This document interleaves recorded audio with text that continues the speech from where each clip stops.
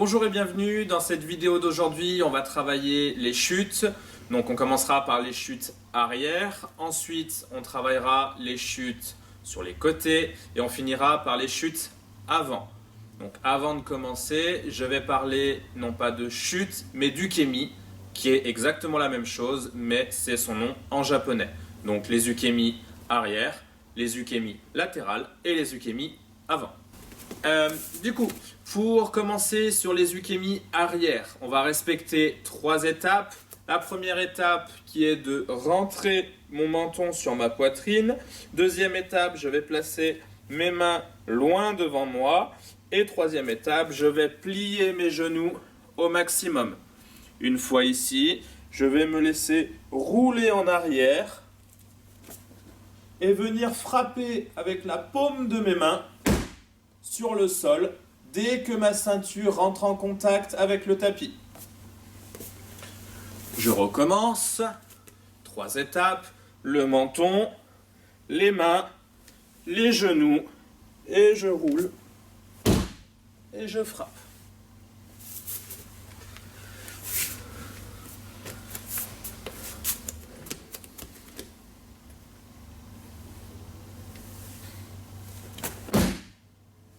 Pour les ukemi latérales cette fois-ci, donc je vais d'abord choisir un côté où je vais partir, soit sur ma droite, soit sur ma gauche. Une fois que j'ai choisi de quel côté je voulais aller, je vais mettre en sécurité toutes les parties du corps du côté que j'ai choisi. Donc si je vais à droite pour moi, je vais enlever ma main droite et venir la placer sur mon épaule gauche. Je vais enlever mon pied droit que je vais placer devant ma jambe gauche. Je vais plier mes genoux pour venir sur le côté et frapper avec ma main qui était croisée le long de mon corps. Je recommence, je veux aller à droite, je protège main droite, je protège jambe droite, je plie mes genoux et je frappe le long de mon corps. Donc sur la chute latérale, comme son nom l'indique, on est bien sur la latéralité, donc on tombe sur le côté et sur mon côté. Je ne dois pas tomber sur mon dos. Donc je vous la refais cette fois-ci de latéral pour que vous voyez bien que mon impact se fait sur la tranche et non pas sur le dos. On est bien sur le côté. Donc évidemment, on a 2 côtés, donc il faut travailler les chutes latérales à droite et à gauche. Donc je vous ai montré déjà à droite, je vous montre maintenant à gauche, donc à gauche pour moi. J'enlève mon bras gauche, ma jambe gauche et je descends. Donc on va maintenant passer à la chute avant. Donc pour la chute avant, c'est comme la chute latérale, on peut la faire soit à droite, soit à gauche. Et de la même façon, c'est important de travailler les 2 côtés, puisque quand on est dans un combat de judo, je ne peux pas savoir si mon partenaire va choisir de me faire tomber sur mon côté droit, ou si mon partenaire va choisir de me faire tomber sur mon côté gauche. Donc il faut bien travailler les 2 côtés. Pour ça, je vais choisir, comme pour la chute latérale, de quel côté je vais aller. Donc si je veux démarrer sur ma chute à gauche, je vais tout d'abord avancer mon pied gauche. Une fois que j'ai avancé mon pied gauche, c'est ma main gauche qui va rentrer en action. Je vais utiliser mon petit doigt qui va aller découper le tapis. Donc ma main, elle plonge vers le sol et elle va découper le tapis en allant vers mes pieds. Dès que je coupe, je coupe, je coupe. Dès que ma main arrive vers mes pieds, je regarde bien ma main et je vais rouler sur mon bras, mon épaule et mon dos, en finissant avec mes pieds. Ok, donc je vous la remonte cette fois-ci, mais dans l'autre sens. Donc je suis là, j'ai choisi de faire à gauche, donc j'avance mon pied gauche, ma main gauche part du haut, j'utilise mon petit doigt pour plonger, découper le tapis, et dès que j'arrive vers mes pieds, je regarde bien ma main et je déroule en frappant.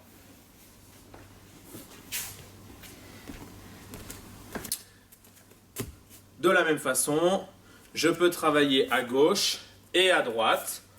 Donc si je choisis d'aller à droite, j'avance mon pied droit, j'utilise mon petit doigt de la main droite, je plonge, je découpe, je regarde bien ma main et je déroule. Donc pour les plus petits qui ont un peu plus de mal avec l'amplitude ou le fait de s'enrouler pour faire sa chute, on va travailler donc pour ça avec un partenaire et il nous faudra également un bout de bois ou un manche à balai, ça fait très bien l'affaire. Donc le partenaire va tenir son bâton et pointer vers le sol. Donc dans ce cas-là, je vais travailler ma chute à gauche puisque mon partenaire est à droite. Je vais fuir mon partenaire, donc je vais aller de l'autre côté. Donc là, mon partenaire est à ma droite, donc je vais avancer mon pied gauche vers le bout du bâton.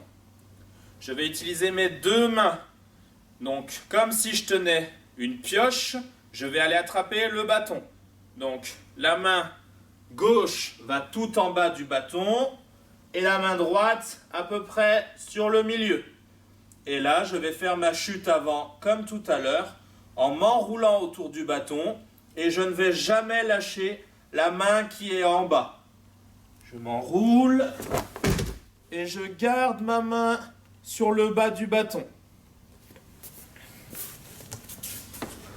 Pour travailler à droite, je vais demander à mon partenaire de passer à ma gauche, de pointer le bâton et de la même façon, j'avance mon pied droit sur le bout du bâton. Comme si je tenais une pioche, je vais venir attraper le bout du bâton, le milieu du bâton et là, je vais venir m'enrouler sans lâcher la main la plus basse.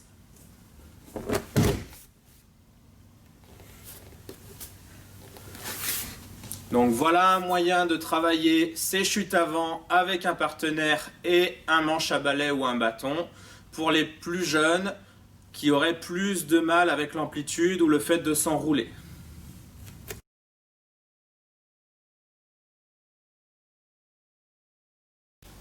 Ok, on va maintenant voir comment plier son kimono pour le rendre transportable.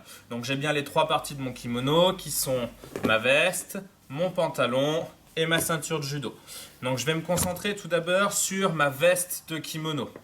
Donc je vais prendre ma veste et je vais la mettre à plat devant moi et je vais venir croiser les revers comme si j'habillais la personne devant moi. Hop, en m'assurant de bien faire aucun pli. Je vais ensuite mettre les manches sur les côtés, toujours en essayant de faire aucun pli. Hop. Voilà. Une fois que j'ai disposé ma veste devant moi, comme ceci, je vais venir saisir mon pantalon. Je vais prendre le pantalon, hop, par l'ouverture, donc par le haut, en gardant le pantalon face à moi. Et je vais plier le pantalon. Hop, en deux. Donc là, j'ai les deux jambes qui sont l'une sur l'autre. Une fois que j'ai plié les deux jambes l'une sur l'autre, je vais plier le kimono en deux dans le sens de la longueur. Hop. Et je vais recommencer l'opération une deuxième fois pour avoir le pantalon qui ressemble à peu près à un carré ou à un rectangle. Et je vais placer mon pantalon tout en haut du kimono, aligné sur le haut.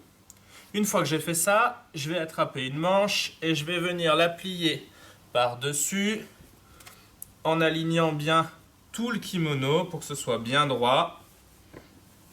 Et je viens m'aligner un tout petit peu plus loin que le col. Une fois que j'ai fait ça, je ramène la manche pour venir réaligner ma manche sur le bord du kimono. Je fais la même opération de l'autre côté.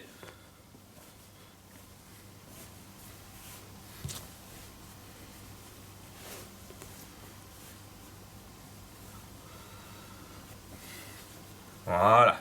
Une fois que j'ai fait ça, je vais venir tourner mon kimono pour le prendre du côté du col. Là, je vais venir en prenant le bord de mon kimono, rouler mon kimono en m'assurant que celui-ci ne se déplie pas. Je le garde bien plié pour bien tout garder à l'intérieur et je serre bien mon rouleau. Je serre mon rouleau et je le roule jusqu'au bout. Une fois que j'ai roulé mon kimono tout du long, je viens me saisir de ma ceinture que je vais plier en deux. Donc pour qu'elle soit bien tout à la même longueur. Et je vais venir former un T dans le sens, donc avec la barre de mon T et ma ceinture. Je vais glisser ma ceinture sous mon kimono pour venir l'enrouler. Et là, je vais me servir du côté où j'ai les deux extrémités pour passer dans la boucle qui était passée dessous. Et là, je viens serrer mon kimono. Donc je peux partir comme ceci avec mon kimono en baluchon.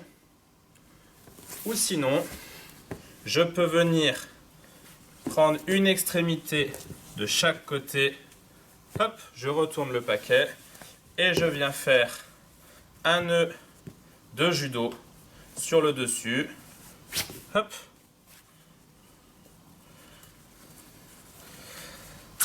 Pour avoir mon sac prêt au transport.